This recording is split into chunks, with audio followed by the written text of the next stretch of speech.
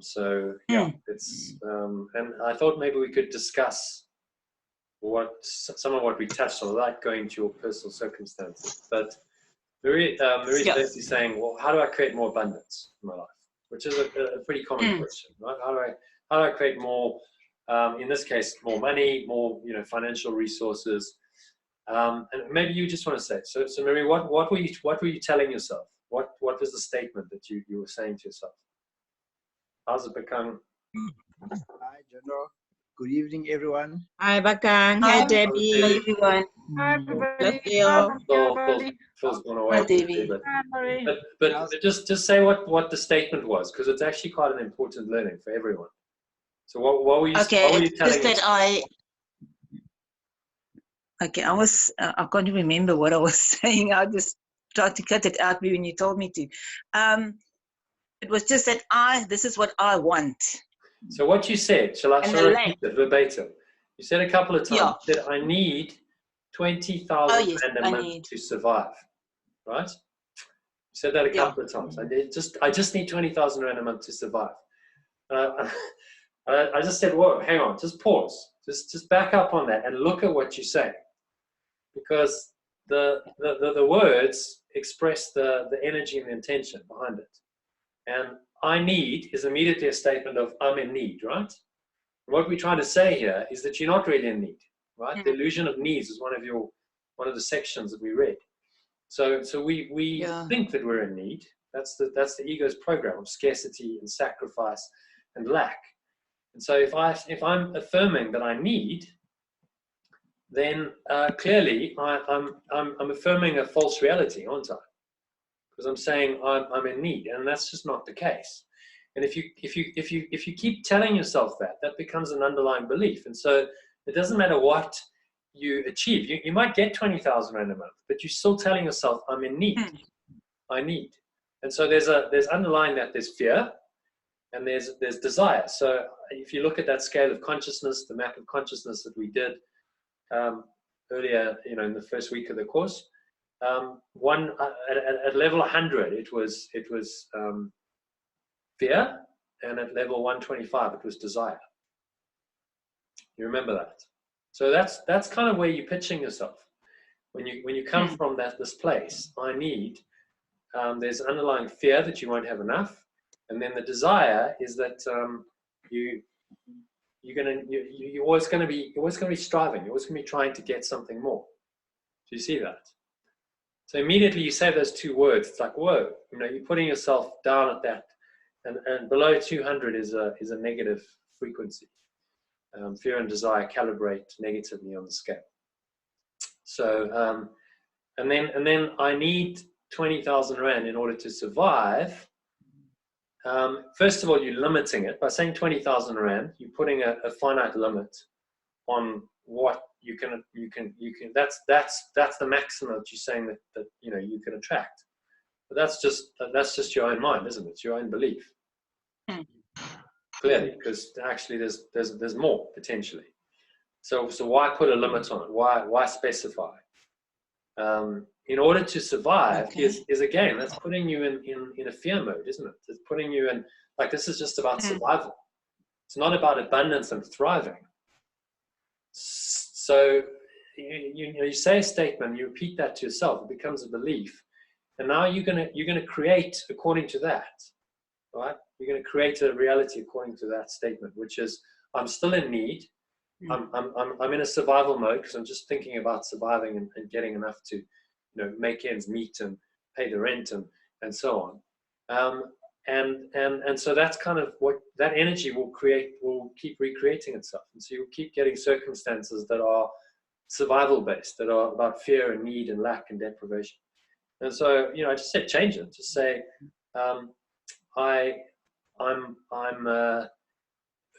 taken care of. My need, all my physical requirements are met, and I give it over to spirit, and I know that I'm provided for. That's not coming from a place of abundance. You're saying, I have faith, I affirm, I'm grateful. You're grateful for that up front. But just like you were grateful the other night, and then the next day, you know, that miracle showed up with the your car got sorted out, the wipers. The same idea. So I'm grateful. I'm in that energy of gratitude up front, and I really feel that. And now you're putting out a different energy. It's a different frequency that you're putting out there, and so your results are going to be different because that's how it works. Okay. And you're likely to create much more abundance from the gratitude point of view than from the need point of view, because really the mind, see, there's no past and future really, right? So it's all a trick. So when you affirm right here, right now, right, I feel that, I feel abundant, I feel gratitude, I feel that nice open expansiveness, then you're affirming that that's your reality, and then your circumstances tend to kind of change to match that. If that's an idea and a belief and an energy frequency that you can hold, your circumstances will tend to reflect that. And that's the way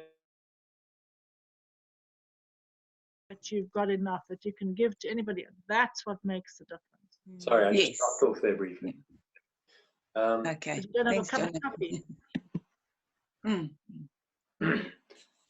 So you know, it's an important point because we still got to live on this level. As long as you're in the matrix, you know, money and things like that kind of are a practical requirement. But it's how you approach them. So if you approach them from a perspective of the ego, then it's going to be laced with fear and desire and survival and all of that. And the ego will use money to do that to you because it's one of its primary tools. But if you just approach it from the point of view of the spirit and you say, look, actually, that's not really what's important. What's important is my happiness and my peace and my joy, that I experience that and I can project that out to other people, extend that out to other people through my life, make a contribution. That's what's really important. And I'm going to trust that on this path, I'm going to be taken care of. Right? It doesn't mean you don't do anything. It doesn't mean you don't go to work. But you kind of being done. And I was listening to David Hoffmeister yesterday, and he said, I was just being done. You know, when I started on this journey, I was doing 14 hours a day of work, and I was being done. And you know, that's the whole point, is to just allow the spirit to come through and do it through you, and not in a spirit of fear and doubt and worry and anxiety and all that stuff which the ego plays on. So does everyone kind of get that? Marie? Yes, I do. Oh. Yeah. It's actually pretty simple, but it's very easy to it is. sucked into the ego's way of thinking, and then you know that comes out as a statement, like you said this morning. It's like, whoa! Just so watch your words, because the words are an expression of a thought.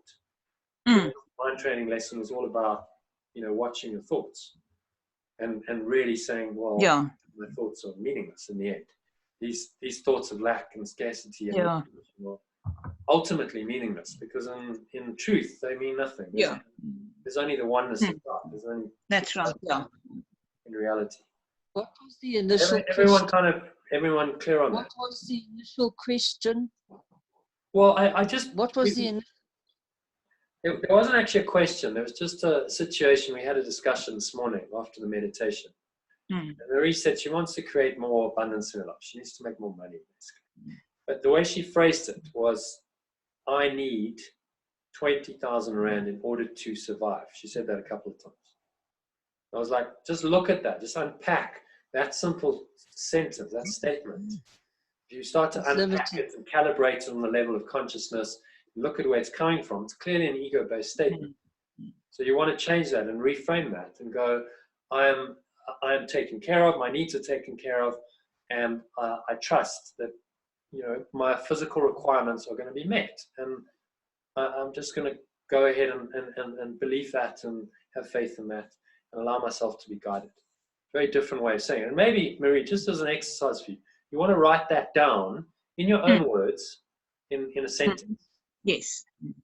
That you can just go, right, I'm going to read that every day, a couple of times a day, when you're doing a meditation, and just go, right, I am taken care of, my needs are, my requirements, maybe change need to requirement, my requirements here on this level are met, and I'm just guided by the spirit, and I know that abundance is mine. Something like that.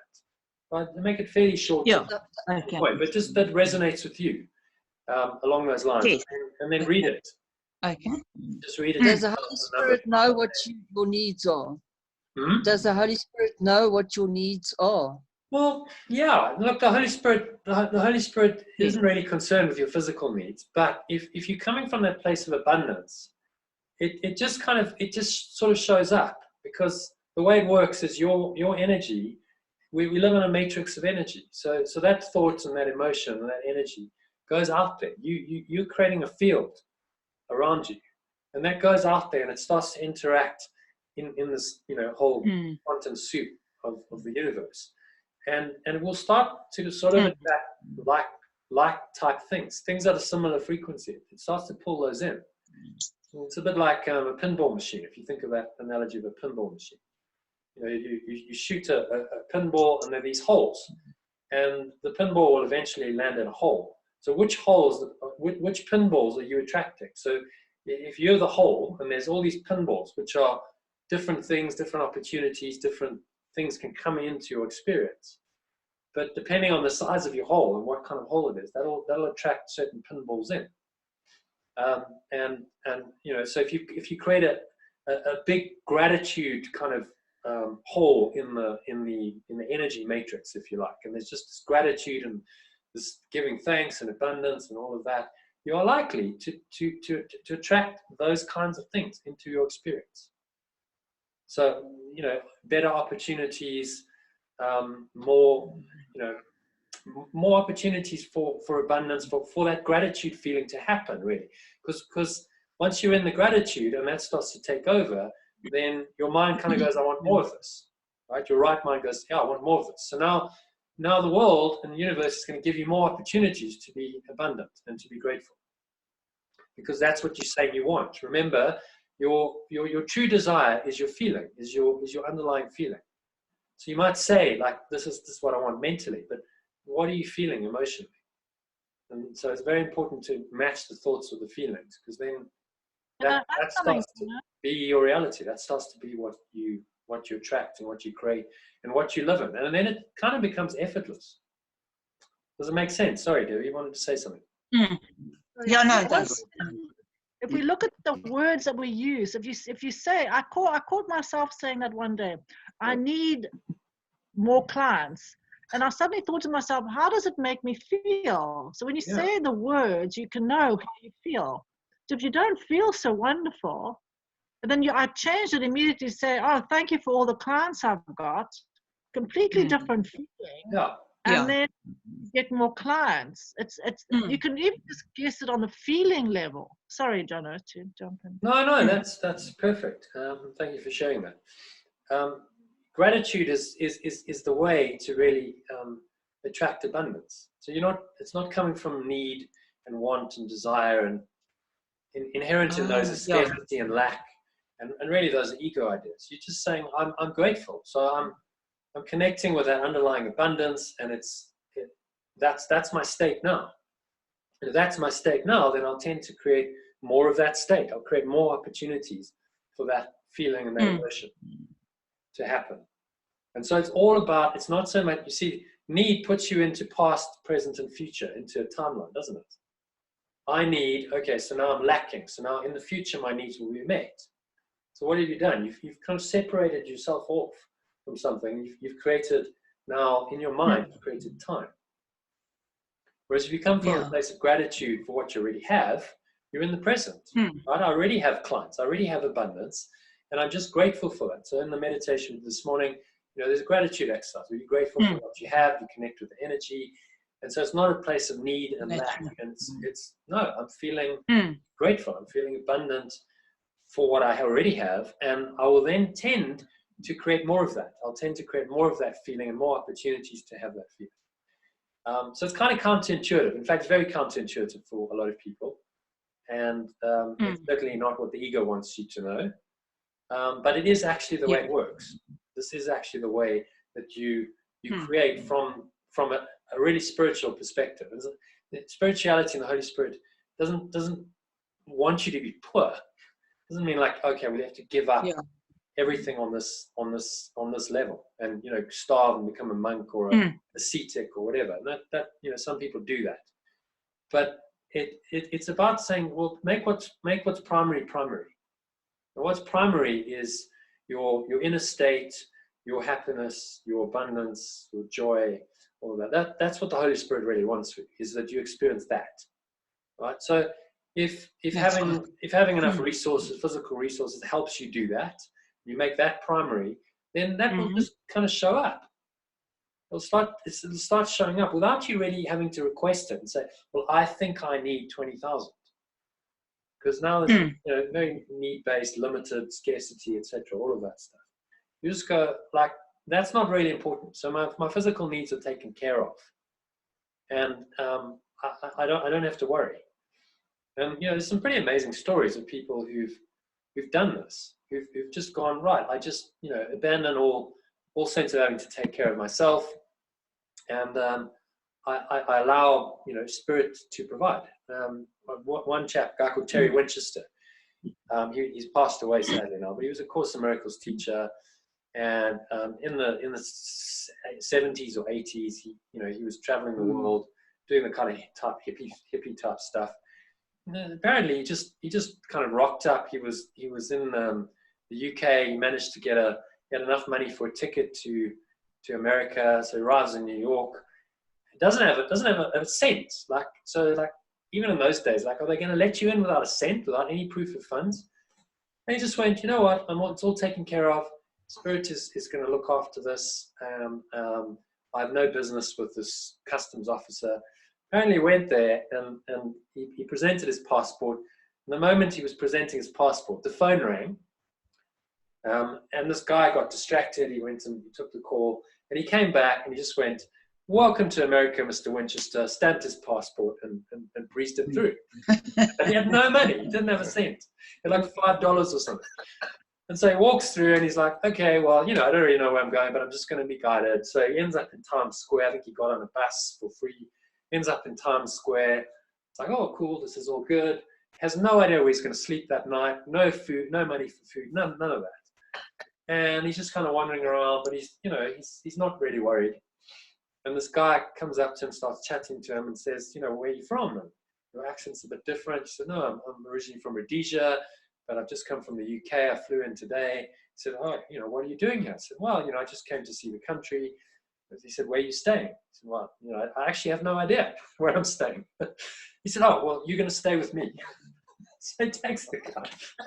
And he gives him puts him up a house and etc. And Oh the my. whole experience was like that. He just went with the flow completely. And these miracles happen because he just trusted. He was like, well, I'm not worried at all. I'm just going to show up and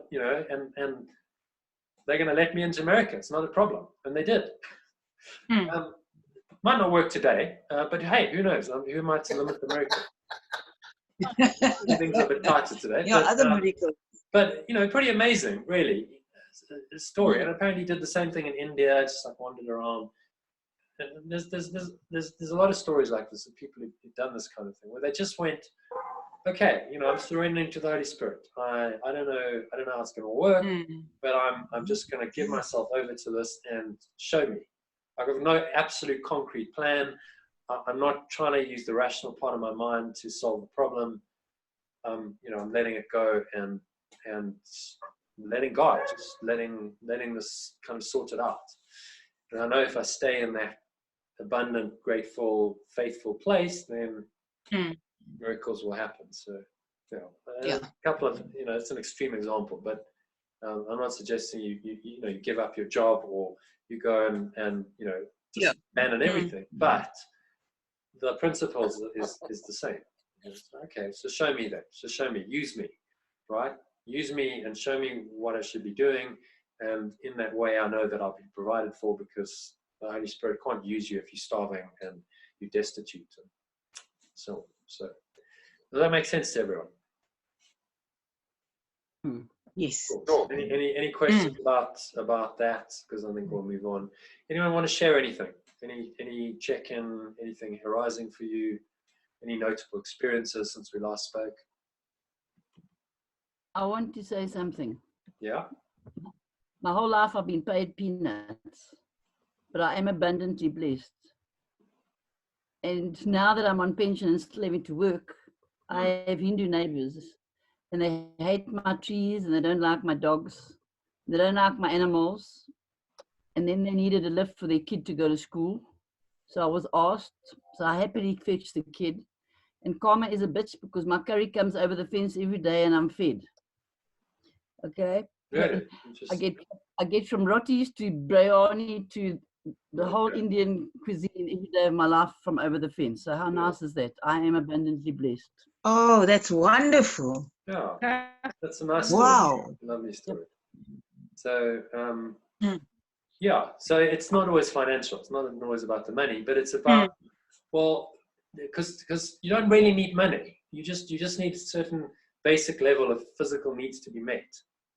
Physical requirements like food and a roof over your head and so on.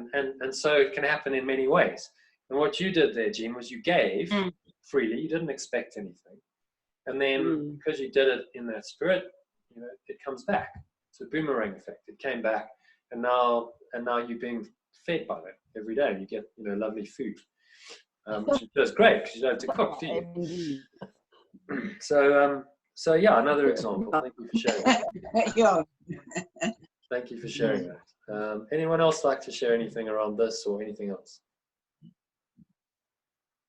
I had to take my car in yesterday because it keeps coughing out and abandoning me every now and again, every couple of weeks, in fact. So I was very apprehensive how much it was going to be. And he said they looked it over, they couldn't find anything except the coil was loose. Right. And well, it's hopefully going to be all right.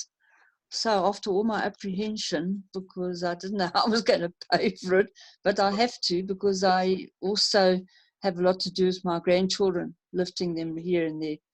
So I'm very grateful that he says the car's in good condition, but I haven't had it serviced for ages. So it was comforting to hear that. Okay, so interesting that you were worried, but actually your worry was just not justified, really. That's right, yeah. Which is often so often the case. You know, we worry about something because we think we know, but we don't really know. We think we know. You had no idea actually what was wrong with the car.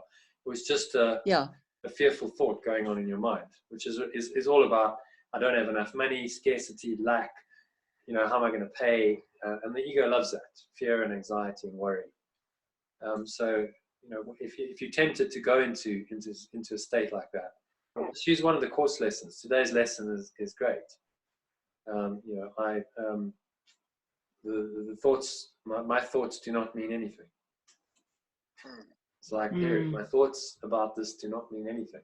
So why am I getting upset? Why am I getting frustrated? Why am I getting anxious? Why am I worried? Because it doesn't mean anything. And just that single thought will, you know, if you really applied that, that can take you to absolute peace. You can go, well, why am I worried? What's, you know, what value is this? What value is this thought? It doesn't really serve me. Worry never really serves you because worry just anxiety gets you caught up in, you know, in fear. It's not constructive.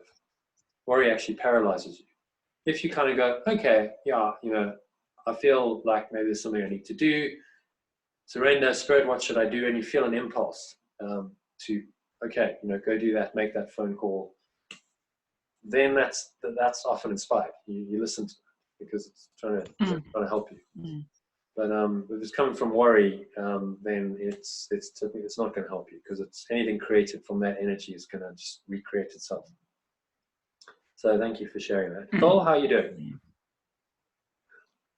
No, cool. I only read our lesson for the day at about 7 o'clock this evening, so I didn't get a chance really to practice it. But I had an ego-based day. Did you? That constant kind of trying to let it go. But I think I achieved it because I was at a client and it was taking up a lot of my time, and I knew I still had another client to get to. And I missed the breath break for some reason. So I went to the car and just tried to do my own sort of deep breathing, just chill out. take Yeah, that sorry, break. I didn't send one this morning. I do apologize for that. I'm Okay. kind of busy No, that's- myself, but you know, you can always do it yourself. That's the whole idea, is to get you into the. Yeah, If it was you good. need I was it, forced to, you so can- just like a, Or you've got any number of recordings on your WhatsApp to use. So, but yes, I I would considered try using and one of those, but get you 2 a just- day, because that's what. no, I just kind of went and said, "That's it, Yeah. time out, Yeah. chill." And I asked for guidance. I said, "You know, I'm here to as a messenger of God or whatever, and you know, I'm here to deliver miracles or whatever you want to bring through me. That's the real reason I'm on this planet. I know I'm at a client and I've got other things to do, but so just guide me in my day." And I went in and things just started snapping into place. And I thought, well, let me just phone this other guy who then managed to help the second client that I was supposed to get to, which then relieved more of the time. And then just, 1, 2, 3 things fell into place, and then I was out of there. So that was quite nice. Well, that's a miracle. You know, Oh, that's you nice. gave it to the Spirit. Yeah. Said, okay, the real purpose. And so I was listening to David Hoffmeister yesterday, I said, and it's like the real purpose is to connect with the Spirit, to connect with God. That's why you're here. So that's always the real purpose, is to correct your perception. And then whatever's happening is kind of just the scene for you to learn, for you to do that. So, you might get some challenges, but that's now an opportunity to go, okay, it's an opportunity to correct my perception. When you do that, as you did, then very often the circumstances kind of rearrange themselves, because that's how it works. It was amazing. It's a matrix we're making up. It's a story we're making up as we go. So as you are, so your day starts to play out, and your life day by day starts to play out. And so if you just keep doing this, and you keep going, okay, I've got these principles and these practices, I'm just going to keep applying them, and trust that the results will start to show up. They do. It just works. I know no one can really understand exactly how and why it works. Just flowed. But it does work. It's a bit like a car. You don't really understand how a car drives and how it all works. Maybe you do if you're engineering minded, but most people don't. But it works. So you get in the car and you drive, it takes you from A to B. So just apply the principles. You don't have to understand the mechanism of how it all works, because there's almost no one who can understand it. It's beyond human conception of how complicated and intricate. And so that's why he says, look, the Holy Spirit knows everything. If you give it to that underlies everything. That underlying energy, reality, the Spirit and God underlies everything. So it's everywhere and it's all the time. And so if you start connecting with that then starts saying, okay, well, we'll just align that or do that, and it just happens. And all you've got to do is do your letting go and go, okay, I've just got to show up and remember what the real point is. So it actually makes life pretty simple, because it's like, okay, I've got to remember one thing.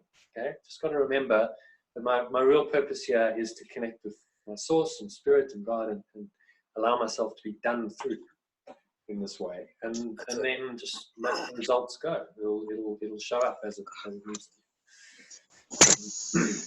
Does that make sense? Everyone kind of. Man in charge of this place is not the owner, but he does everything. He took me under his wing, and then he phoned me to ask, could he take my car, because I left it there the night before last. Yeah. Could he take it home and see how it behaves? And I couldn't understand why I found dog hair all over my seat. He's got a dog that follows him everywhere. He's at work with him. It was quite funny. Okay. Well, there's Anyway, always he took me under opportunities his to wing humor and along the way as well. It doesn't always have to be quite light to have a bit of a laugh. So who hasn't yet? But Kang, how are you doing? How's your Yes, I'm day and good. week? I'm good, Jonah. Yeah. Yeah. No, my day was okay. In fact, it's kind of resonates. I came across some article during the weekend, and it more or less talks about what we just discussed now. And one thing that I liked, which is what you discussed regarding when we want something, we need to bring a certain feeling, a positive feeling to it, in order to draw it closer to us. Apparently it was some scientist called Greg Braden. Hmm. He said there was a time when they went up into, they went up into Africa, and then they decided to, as a group of people, to pray for rain. And he says that how, they did it, they just focused on the feeling of what is it like to feel the drops coming from the sky to their toes, to their face, and that's how they did their prayer. And initially it started raining in the area where they were, So I kind of like laughed and said, yeah, so it makes sense when you talk about the feeling that, bring a certain feeling, to a situation, it will bring it closer to you. Yeah. Because it's an energy. So you connect with the energy and then it becomes present in your experience. And now that in the quantum field, that creates like a big kind of attraction field in the quantum field. And so that will tend to start to show up. If you go there repeatedly and you focus on that feeling, that will just tend to start to show up in a way that you can't really explain logically. A scientist who doesn't understand, quantum theory and how this all works would go, well, that's impossible. The weather is independent of you. The quantum theory says, no, the weather is not independent of you. Right? In fact, there's no reality in the absence of observation. So our thoughts are creating the reality. So if that's true, then our thoughts must be affecting the weather. Most of the time, we're not focused enough and conscious enough to do that because we're too busy. We're not. In this case, there was a bunch of people and they did that and they created like a field because they really focused on it. Then it's like, okay, well, that's now showing up in the quantum field. So things align. It's bizarre, but how would the weather know what they're thinking? But that's kind of how it works because there's only one mind. There's only really one mind controlling the whole thing. So now they make a deep impression through thought and belief in the quantum field that is the mind, and then that's got to show up. As he says, all thinking creates form on some level. But if it's really focused, intentional thinking, and you're feeling the emotion, and there's a strong feeling around it, strong emotion, that has a lot more weight than just an idle thought. You think an idle thought, and you're like, oh, and that can blow through your mind, and nothing seems to really happen because it just came and went. But if you're thinking a thought repeatedly and there's an emotion surrounding it, then it starts to manifest form. That's the way it works. Once you're aware of that, it's freaky sometimes because you're like, well, hey, I'm responsible. I've got to be on it because I can create a disaster or I can create miracles. But that's the power of our mind. We can create disasters or miracles. It's up to us. So then why not, once you become conscious of it, why not just tune yourself and start thinking right? So you start creating miracles instead and just having a happy experience because that's what it's for. That's why you're here. And it's our frequency, Jono. Everything in the world is frequency. So if you change your frequency, or that your frequency matches something, you'll bring it to you. Yeah. Everything is energy, and energy is really just projected thought, right? It's all thought. This is all a result of thought. That's what the Course is saying. Right? Everything that you can think and you can see, it was all created by thought, right? It started in the mind. The mind's now got this ingenious mechanism of projecting it out, and it seems to be real, but it's still all thought, right? Thought is what's driving this. So that's why today's lesson, which leads not quite nicely into today's lesson, that's why today's lesson is so critical. It's one of the most important lessons in the whole course. Right? My thoughts do not mean anything. These thoughts that blow through my mind, these scattered, they don't mean anything. Right? The worry, the fear, the anxiety, the stream, the procession, the parade of thoughts that float through your mind don't really mean anything. The moment you can start to become aware of your thoughts and think that, you can start to dismiss 95% of the rubbish that goes through your mind that's not serving you in any way, shape, or form. Now you clear the space. So the first part of the course is about clearing space, clearing your awareness, clearing your mind, so that then in the second half of the workbook, you start to think much more positive, constructive thoughts. You start to put true thoughts in place of the false thoughts that you let go. But it starts with the letting go process. You gotta kind of clear the slate, and that's what these first lessons are all about doing. So any comments on the lesson? Did you all manage to do it at least once or twice? Any questions? Any questions about the lesson? We were asked to pray for rain in some of the more arid areas of South Africa. So how does prayer fit in? Well, prayer, true prayer is just, what Greg Braden described. If you really deeply connect with something on an emotional level, and you really feel that feeling, and you feel grateful for it, that's a much more powerful prayer than going, please God, give us rain. That's probably not going to work. Because really what you're saying is we don't have rain now, and we're appealing to something out there that's not really in us to give us rain, and that's why a lot of people get frustrated about praying. Well, it doesn't really work. Please God, give me rain. That's probably not going to work. But going and sitting down, meditating on it, going to an altered state of consciousness, giving thanks for the rain, visualizing the rain, feeling the rain, well, now you're starting to create an impression in the quantum field. You're starting to create that that energetic kind of whole, as I talked about, and then it's likely that rain will show up to match that, because that's the way the matrix works. Okay. So that's all prayer is really. But a true prayer is when you really give thanks for it, and you just it's done. There's no doubt. There's no fear. It's really just done.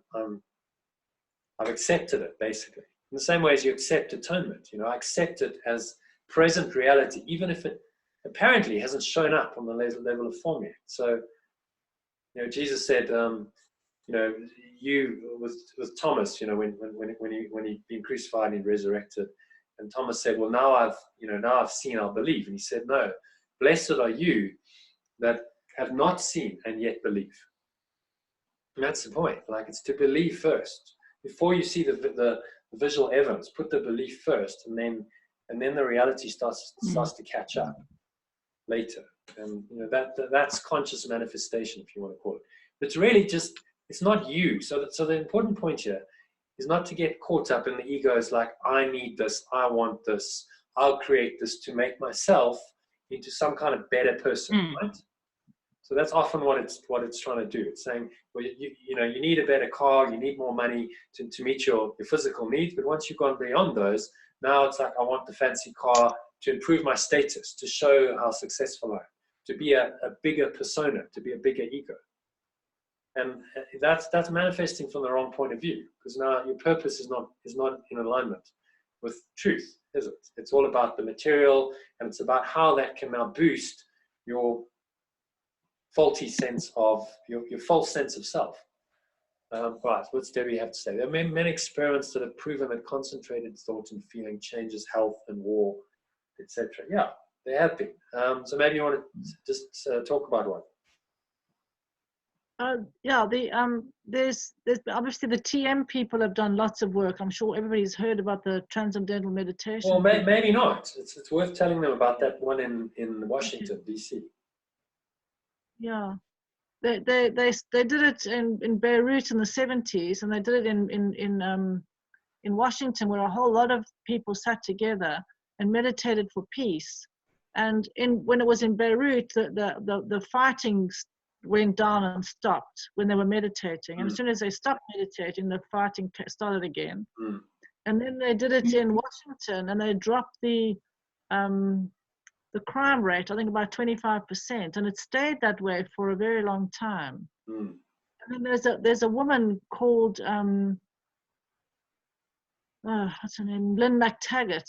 She's a journalist, and she's been doing experiments with thousands of people getting together and concentrating their thoughts on a specific thing, and then they're measuring it with a proper scientist, proper equipment, etc., etc.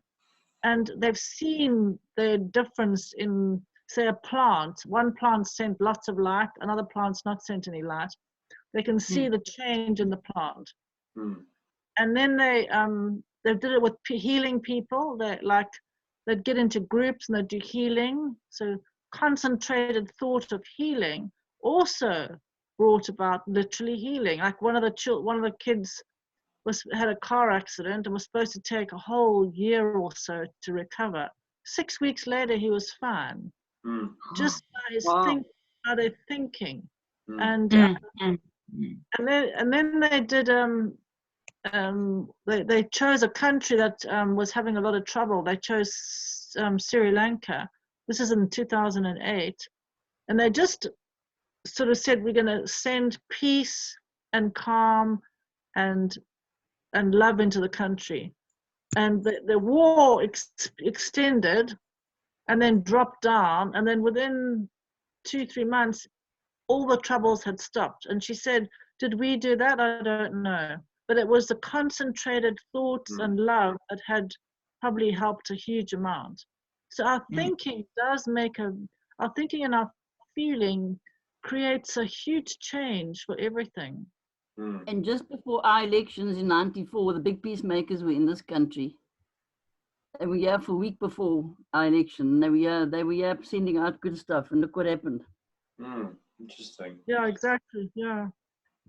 Yeah, I mean, thought. If you think about it, thought creates our behavior. Thought creates the reality, and we just keep perpetuating it. So it's kind of obvious, but yet it's because it's not seen. I suppose we've all got so fixated on physical senses, and proof. Well, will show me. Well, it's all happening in a domain that's unseen. So there's no Lynn McTaggart couldn't absolutely prove that what they did, the thought that they did, was responsible for what happened in Sri Lanka. There's no absolute way of proving it. No, but she said that we can't prove it. But No. you can do it yourself, because I mean, I'm sure everybody's noticed when they get up in a bad mood and they drive out, there's 10,000 cars there, all the lights are red, and then the taxi, the next day when they're in a good mood and everything is wonderful, the lights are good, there's no traffic, and the taxis let them in. And the taxis do let you in. They're fantastic, actually. Yeah, they do. So it's your mood. Your mood will, and your thinking will create what's going on the whole time. Yeah, definitely. Up to us. We're the creator we create the whole thing. We create the whole lot. And we love to blame everybody else. Yeah, the blaming game. Well, I was listening to, it was interesting. So sometimes you listen to the news, a lot of it's, disaster and death and so on. But Donald Trump was speaking, he's been accused of something and they're trying to impeach him and stuff. And so he was doing this press conference. So I just listened. You just listen to the words of the man, what he's saying. And you can tell exactly where he's coming from just by his speech, right? In 5 minutes, you tell so much about a person. So he used the words, they should be ashamed of themselves about 4 times. They should be ashamed of themselves. He used guilt 2 or 3 times. It was like, oh, no, I'm not guilty, they're guilty. They're as guilty as sin. I mean, just listen to the words. Where's he coming from? Right? Guilt, sin, fear, shame. Shame is the base. It's the base level. So he's saying they ought to be ashamed of themselves. Well, what's he doing? He's projecting his own stuff outwards onto them. And he doesn't even realize he's doing it. And he's the president of the United States, right? He's supposed to be like the most powerful man in the world. And he actually hasn't got a clue what he's doing. He doesn't. If he understood, he'd be like, hang on. Like I'm talking, you should be ashamed of yourself. I'm just projecting that onto other people. And he doesn't get it, and yet he's the leader of the free world. So this is the state of our leaders. It's no wonder the world's in a bit of a mess, because those kind of thoughts, and a guy like that, he's got apparent power in the world, and that's what he's creating. That's what he's projecting out, and he's creating and recreating all the time. And you can see his ego loves it. He's here to wake us up, though, John. He's talking to all these people, and he's being impeached, but it's making it all real. It's making the ego real. It's making the personality of Donald Trump real. It's the Donald Trump show, isn't it? And he loves it. The ego loves it anyway. And he's influencing millions of people. and he's influencing millions of people to Yeah. perpetuate those thoughts. Yeah. Also waking millions up. I think so. Oh, I don't know. I think he's putting him to sleep. No, he's waking them up Well, because he operates from pure ego, nothing else. well, so My what you, yeah, so the My opportunity, American cousin's just downright embarrassed by him. you know, the opportunity is there to look at that, just like I've done, and go, wow, like, hey, this is such a great lesson. Look at what this guy's doing, right? So he's playing all this stuff out, and now I can look at it and I can really learn from it. I can go, okay, like I see exactly what's happening, and I see how the game's being played, and you see how everyone gets sucked into it. I mean, press conferences and this whole drama, and it's just BS, isn't it? It's nonsense. And everyone's running around, and now the press are focusing on this whole issue. And this is what creates our so-called reality. This is what makes up the dream. And we keep creating these dramas and situations, and it's all coming from false thoughts. And, you know, you really, you start to see through it. You go, it's all BS. It's nonsense. Like, I can't buy any of this stuff. These people are all, you know, he's just confused. And it's a complete waste of time. There's nothing really happening. It's just guilt and fear and sin, and he's attacking this person and blaming this person, and then vice versa. It's like, and the media covers all this, and it creates a whole of news and drama. It's like, what a load of BS. It's nonsense. It's got absolutely no value at all. Then you've got to think about the people who put him in. Well, I suppose if you're a conspiracy person like me, then you worry about who put him in there. But whoever voted him in, I'll probably like him as well. He chose to come here to wake us up. You know, he's a manifestation of collective consciousness, right? There were enough people to vote for him who resonated with what he was saying and that frequency of thought and energy to go, yeah, I'll give you my vote. And so that's why, you know, that's why he's president. He's very good at marketing and influencing people. And sadly, you know, if you want to attract the multitudes, don't tell a spiritual message. Don't tell them actually none of it's real. That's not going to get you followers. You know, you're gonna have to go, right. You know, I'll make America great. I'll make America safe. I'll make America wealthy. And people go, yeah, and they don't even know what it means. What does make America great mean, actually, Donald? Can you define that? Does that mean you're going to go to war and try and conquer people? But it doesn't matter, because those three simple statements, he gets the vote. And what that actually means is he doesn't need to explain it, undoes the effect of it. But, you know, as Jean said, it's waking a lot of people up, because he's the manifestation of that old consciousness of the ego and how the ego operates. And so you can see it. You go, okay, well, I can see that, and I don't want it. I'm making another choice. So he polarizes people, which is good in a way. Okay. Anyone else like to share anything? Should we move into a little meditation around the lesson? Okay. So, as usual, make yourself comfortable. You can put yourself on mute if you think there's going to be a lot of background noise. It's going to disturb people.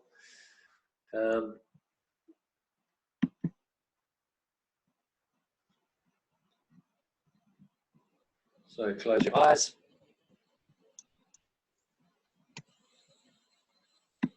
Connecting with your breath. Just breathing in, breathing out.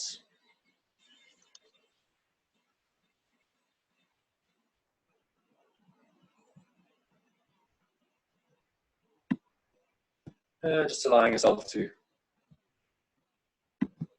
relax.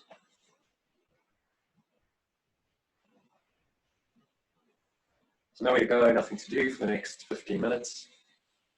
Just breathe and relax.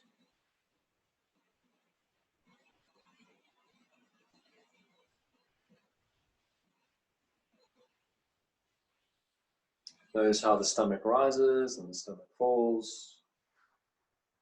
Notice how the air flows into your nostrils and out of your nostrils.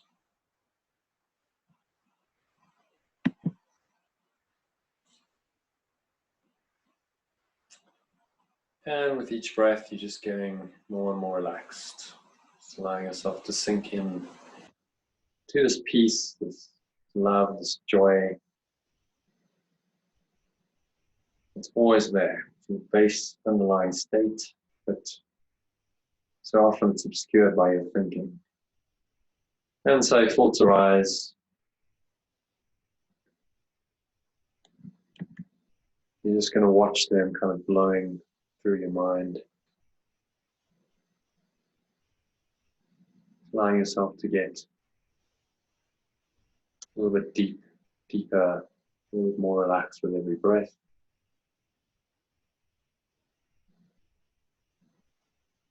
Now I want you to imagine a lovely golden or white light flowing down into your crown. So it's coming from above, from the heavens, from divine source, God, whatever you want to call it. Going down into the crown of your head, just blessing you.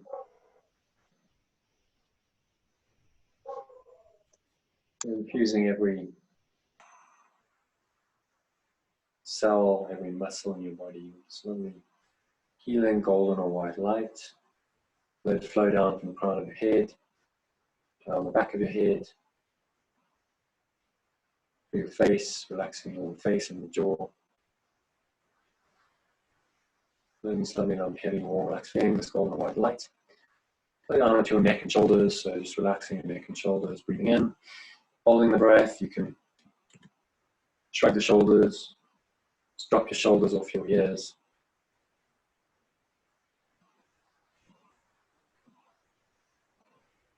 Nowhere to go, nothing to do for the next 15 minutes, just breathe and relax and allow yourself to just get a little bit more relaxed with every breath. Sinking a little bit deeper, this lovely, peaceful, calm, relaxed state. It's light flow down from your neck and your shoulders into your upper arms, to your triceps and your biceps.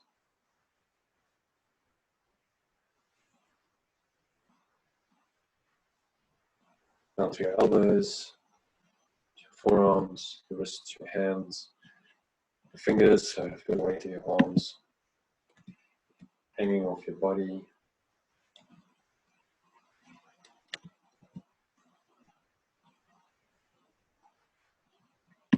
And this lovely golden or white light just getting brighter and brighter. I'll give you a little bit of music. If it gets distorted, just let me know. Turn it off, but it might help.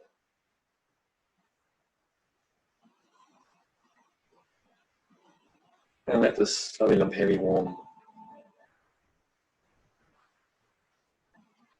relaxed feeling flow down from your neck and shoulders into the upper back, into your chest, and down into your stomach, your abdomen, your lower back. Your stomach filled with something heavy, warm, relaxed feeling, and this lovely golden or white light is filling up your stomach, radiating up into the chest, down into the groin, through your groin and your buttocks.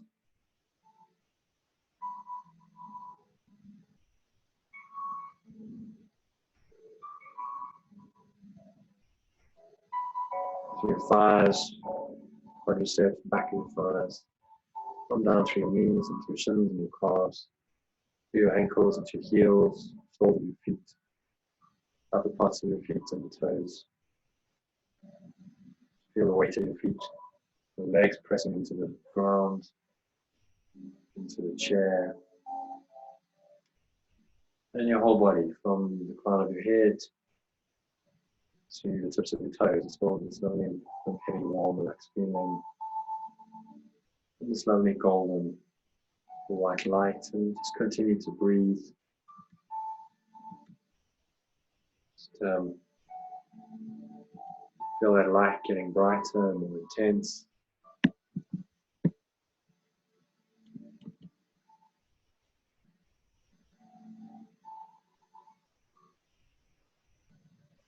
And in this nice, clear, calm, aware state, Just listen to these words. This is the workbook lesson 10 for today, the lesson for today. My thoughts do not mean anything.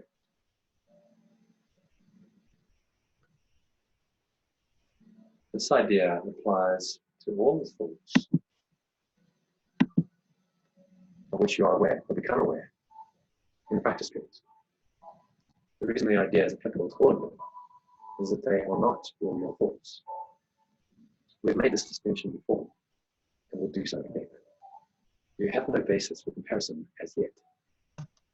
When you do, you will have no doubt what you once believed were your thoughts did not mean anything. This is the second time we've used this kind of idea. The form is only slightly different. This time, the idea is introduced with my thoughts instead of these thoughts. And no link is made overtly with the things around you. The emphasis is now on the lack of reality of what you think.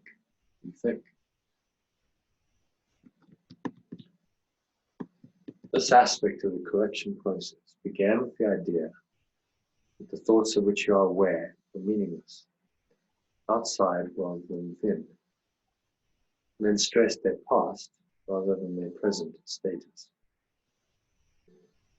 Now we are emphasizing the presence of these thoughts means that you are not thinking.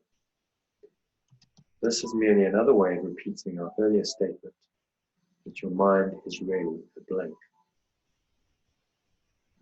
To recognize this is to recognize nothingness when you think, you see it. As such, it is the prerequisite for vision. So your eyes are already closed, and just introduce this exercise by repeating the idea for today quite slowly to yourself. So my thoughts do not mean anything. Just say that a couple of times to yourself. My thoughts do not mean anything. I'm going to add, this idea will help to release me from all that I now believe. That powerful. All that I now believe. Just a single idea. So let that kind of sink in. So just search your mind for all the thoughts that cross your mind and are available to you without selection or judgment. Try to avoid classifying them in any way. In fact, if you find it helpful, you might imagine that you're watching an oddly assorted procession going by, which is little of any personal meaning to you. So you just imagine these thoughts kind of breezing across your mind, maybe like clouds. An image that works for you, clouds just floating across the sky. And they come and they go, and their cloud patterns change. That's the nature of thought. It's just coming and going and changing.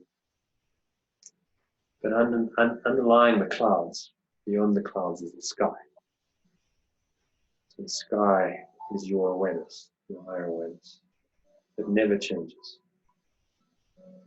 It's the base reality, the underlying reality of your mind. Beyond thought. So you start to become aware of that. And by doing this exercise, you will start to become aware of that underlying awareness, which is true reality, or true nature, God, spirit, whatever you want to call it. So as each thought crosses your mind, so you notice these thoughts just floating by, drifting by. It might be like a procession, this kind of weird procession of odd thoughts. You can imagine some kind of weird parade, and they just kind of moving by. So as each one crosses your mind, say to yourself, my thought about whatever it is does not mean anything. And then the next one, just moving on quickly, my thought about whatever the next thought seems to be about does not mean anything. And you don't have to go into a big story. It could be a word or a phrase that labels it. So my thoughts about my day does not mean anything. My thoughts about my car does not mean anything. My thoughts about my future, my finance does not mean anything, etc. So you get the idea. Just do that or maybe another half a dozen things. Just casually let the thoughts arise. My thought about this does not mean anything, and that helps you to move on. Notice the next one. You might find some kind of pauses coming. There's some blank times, which is good. If you start to experience those, that's where you're just going beyond thought, just for that moment. That's ultimately where the Course is pointing. It's beyond thought. Beyond the thoughts that we think, there are real thoughts. And real thoughts are not really thoughts as we think of them. It's not subject-object thought. Real thought is just I am. And then connecting with the energy of that, the feeling of that. There's no subject, there's no object. I am is just the statement of being. Those are your real thoughts. Today's thought can obviously serve any thought that distresses you at any time. So 5 practice periods are recommended. You probably didn't manage to do that, but I hope you've done it a couple of times. Each involving no more than a minute or so in mind searching. Not recommended this time period be extended, should be reduced to half a minute or so, or less if you experience discomfort. So it's giving you a way out. If it's difficult for you, you can just do it for a short period of time. And just remember to repeat the idea slowly before applying it specifically, and also to add, this idea will help to release me from all that I now believe. So just say this one more time to yourself. My thoughts about anything does not mean anything. My thoughts do not mean anything. This idea will help to release me from all that I now believe. And just let that sit for a moment. Just refocusing on your breath. In this very clear, empty state, I want you to give everything over. So just surrender into the awareness, who you really are, the light. And maybe for the next couple of minutes, you can just find a place beyond thought. State of mind where there is no conscious thought. If thoughts arise as you do this, which they're likely to, they don't just go away suddenly, then just apply the idea. My thoughts about whatever does not mean anything. And dismiss it like that. Just imagine it coming, you say that my thought does not mean anything about, my thought does not mean about this, does not mean anything, and then you let it go. And turn your mind to peace. So let's try that just for a couple of minutes. Just focusing on your breath and this nice, open, expansive feeling in your mind where there's nothing really that you have to think about. You just are in the state. You are what you are. The true beingness has revealed itself. And now imagine this light, lovely golden or white light.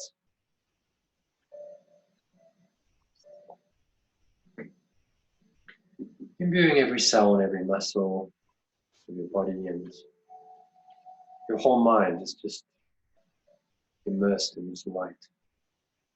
The light is you and you are the light. There's no separation, there's no distinction between you and it. And you just give everything over. Give all thought over to the light. Surrender everything into this light. Nothing to do, nowhere to go for the next 2 minutes. Just be in the light.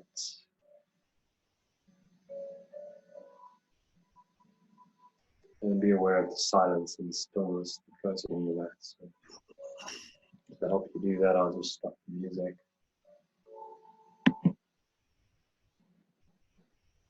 So silence and stillness is formless. The light is the visual aspect of this formlessness. Just connecting with what works for you. Just perfect stillness works, then just allow your mind to go there. If you see a bright light, you visualize light and see that and give your whole mind, and this is what's called surrendering to God or to spirit. Give your whole mind over Keep nothing for yourself. Keep no aspect of your mind and your thought for yourself. Just give it all over to the light.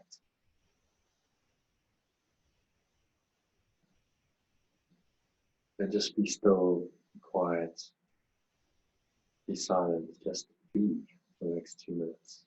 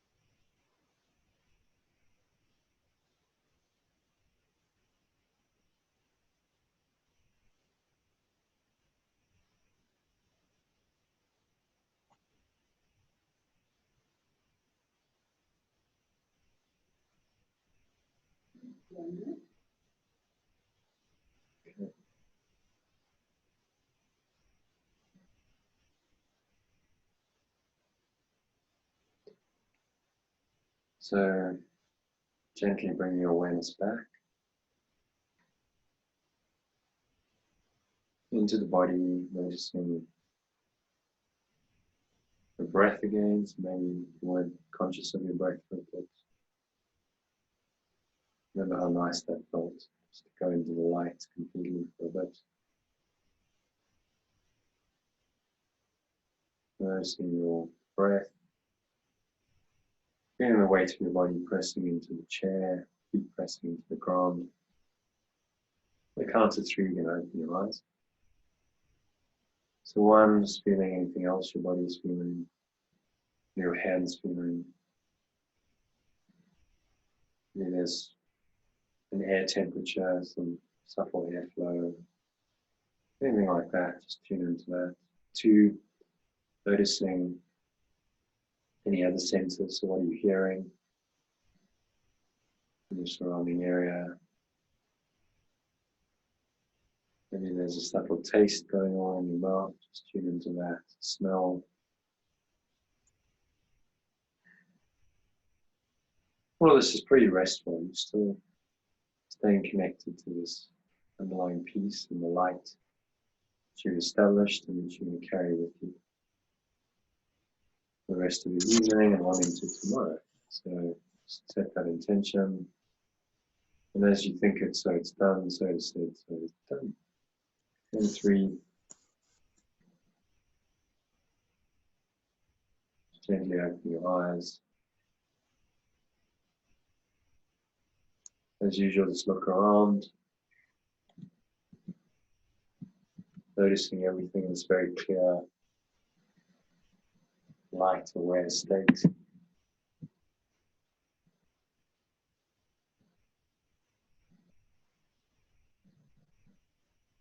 Just notice how peaceful that perception is. You're not judging anything, you're not having to think about anything. Very calm and very restful.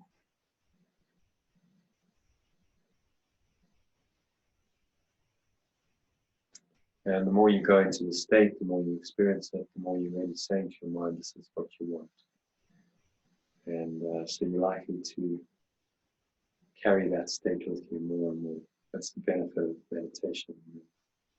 Coming out in this way, just being conscious of, okay, this is how I'm feeling, this is how I'm thinking.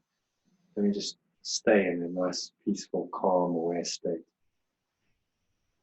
for the rest of the evening. So, yeah, I'll carry on with the evening, do your reading. Should have got an email. Is everyone getting, I'm sending it out twice just to kind of make sure you get it. Is everyone getting it twice? Or some people are getting it once? Getting it once. Yeah. You're only getting it once. Right. Yeah. So most people, Most people are only getting it once. Interesting. I'm getting 2. You're getting 2. Yeah, I'm also getting 2. Okay. Also that got it depends. once. I suspect some the one email maybe ends up in spam. So you're probably getting it, but if you don't check your spam folder, but I'll just send it out twice. So if you see it twice, then it's the double note to read it, and if you only get it once, then at least you got it. So okay, any questions, comments, anything else anyone wants to discuss? Just a couple of housekeeping notes, if you.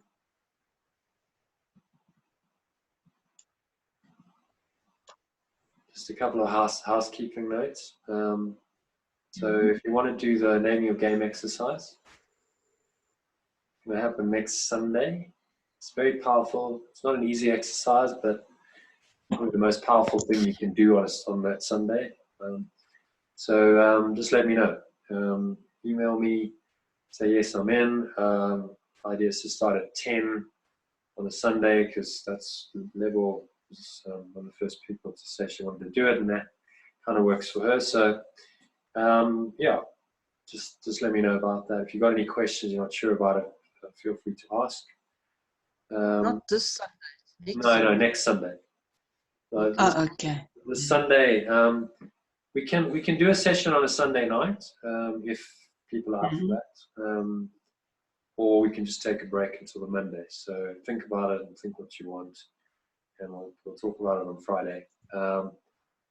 And I'll give you some homework as well. So if you haven't done your homework from last weekend, do that. Has everyone done those exercises? No. No, I'm battling. So it's full. Anyone who's got it so far. All you naughty people. Stop You're not so throwing- clever, Paul. Not so clever. Yeah. Well, the point is just work with it. Yeah. And you sort of start to see what's showing up for you and what's happening, and just observe that. And maybe you can just sort of let go a bit of the frustration and any kind of blocks that are showing up, and just be just try stuff. Just be creative and playful.